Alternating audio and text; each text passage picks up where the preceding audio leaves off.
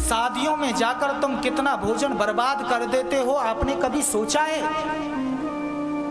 सोचा है?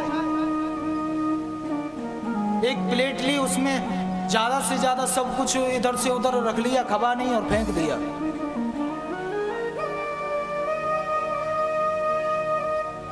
संत का क्षण और अन्न का कण कभी बर्बाद नहीं करना चाहिए। आप उस भोजन को फेंक कर आ रहे हो ना, तो आप अन्न का बहुत बड़ा अपमान कर रहे हो।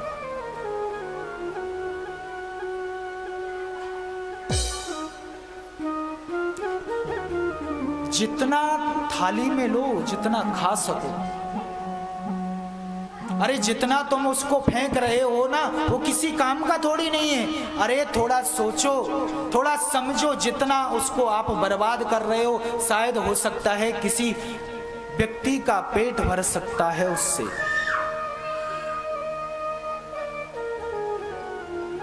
लेकिन आप ऐसे ही उस भोजन को बर्बाद कर देते हो। तभी यहां लिखा गया है कि संत का क्षण और अन्न का कण कभी बर्बाद नहीं होना चाहिए।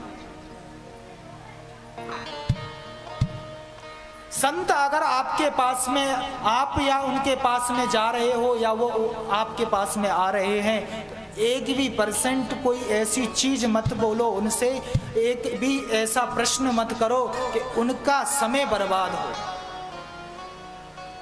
उनसे फालतू के प्रश्न मत करो कि हमें गोविंद की प्राप्ति कैसे होगी, केवल यही प्रश्न करो। कलयुगी लोगों की तरह ये मत बोलो कि हमें पैसा कहां से मिले।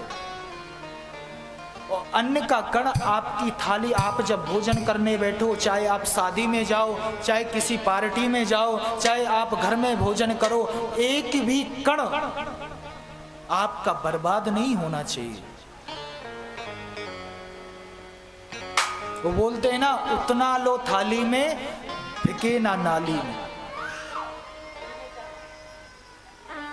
आपका तो पेट भर गया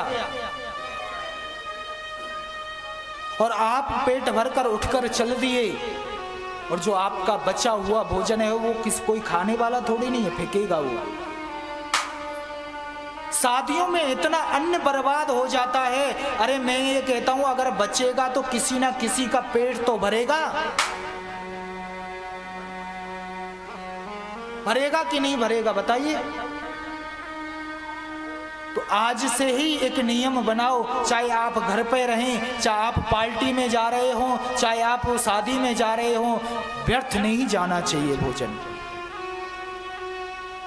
उससे आप दो काम होंगे आपके।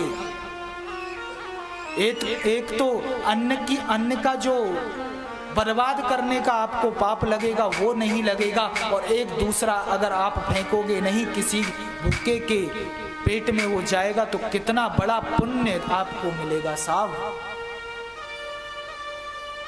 अरे हम लोगों को तो भर के पेट भोजन मिला हुआ है। उनसे पूछिए जिनको सुबह 5-5 दिन हो जाते हैं, सुबह से सांझ हो जाती है, भोजन के लिए तरसते रहते हैं, उनसे पूछिए अन्न का।